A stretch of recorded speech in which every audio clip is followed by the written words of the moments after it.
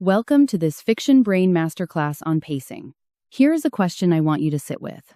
Have you ever put a book down not because it was bad, but because you were exhausted? You could not name what was wrong. The writing was fine. Things were happening.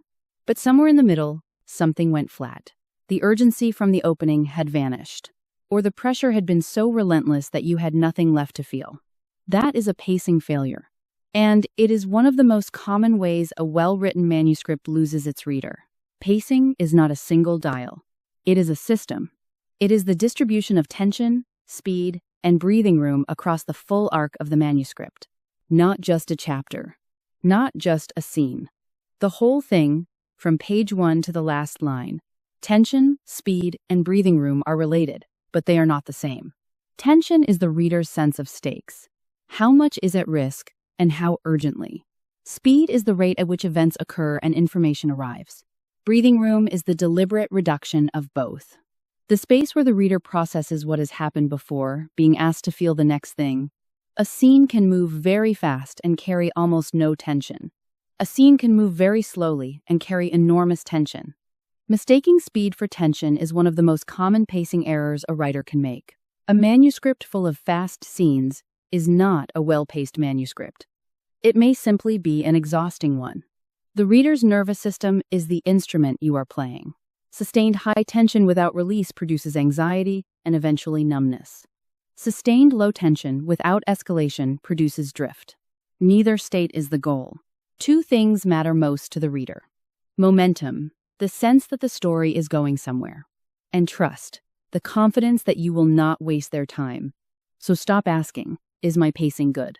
Ask instead, what does my reader need to feel right now, and what do they need to feel next? Every manuscript has a pacing architecture, whether the writer designed it or not. The three-act structure is a pacing contract with the reader. Act 1 sets that contract. It tells the reader what kind of experience they are in. It must open enough questions and imply enough stakes that the reader has a reason to stay. Act 2 is where pacing does its most complex work. Its obligation is escalation. Not constant acceleration, but a general upward trajectory of stakes and pressure. Think of it as a rising staircase, not a ramp. Each step adds pressure. Each landing is a breathing space.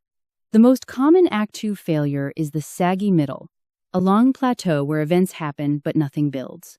That is not a plot problem. It is a pacing problem. Act 3 has one obligation: accelerate. Anything that slows the approach to the climax will feel like betrayal. After the climax comes the landing. The reader needs space to feel the ending. A landing earns its slowness because the tension has genuinely released. Pacing moves through 4 recognizable states. Full acceleration is the fastest state. High density, rapid transitions, tension rising steeply.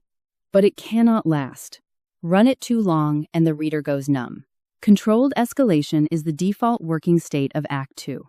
Tension rises, but not steeply. Pressure builds in measured steps. Too steep and it accelerates too early.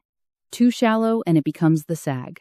The frantic is the pacing state of the climax.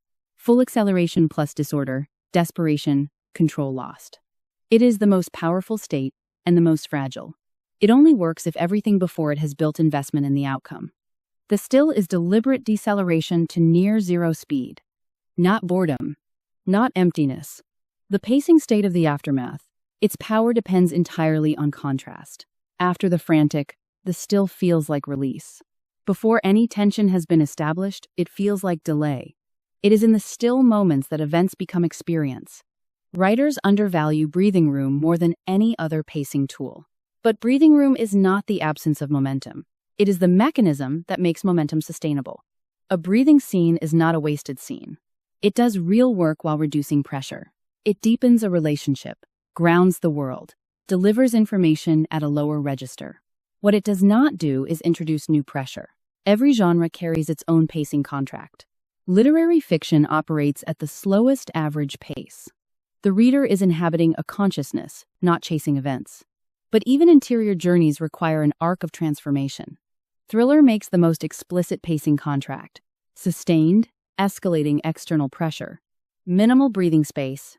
Its most common failure is Act 2 deceleration from too much backstory. Romance pacing is governed by the emotional relationship arc. Speed is emotional speed. The black moment must arrive late and feel genuinely irreparable. Fantasy carries world-building overhead. Epic fantasy often fails when world-building consumes the space where character pressure should have been. Horror is built on dread, the slow, involuntary accumulation of wrongness. It must move from still to dread to frantic, in that order. Mystery and crime are controlled by information. Acceleration is revelation. Deceleration is misdirection. By Act 3, the solution should feel inevitable, the noose tightening. So here is the shape of the skill. Know the pacing contract your genre requires, and honor it. Build Act 2 as a staircase, not a plateau. Earn the frantic by the slow accumulation of stakes that precede it. Give the reader breathing room as a structural tool, not a concession. Accelerate into Act 3, and do not slow the approach to the climax. And when the tension has finally released, let the landing breathe. Your reader's nervous system is the instrument you are playing.